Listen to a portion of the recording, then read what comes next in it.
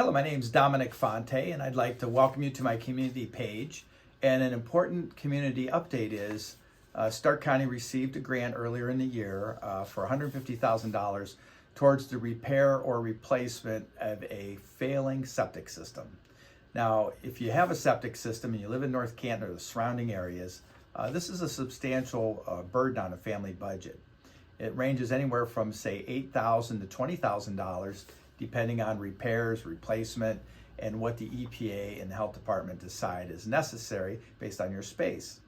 So you can get 50%, 85%, or 100% paid in full if you qualify. So you can go to starkhealth.org, and there's an application online, and it gives you the criteria of how many people live in the household and what the income levels are to see what you would qualify for. But this is a very valuable information to pass along to friends and family.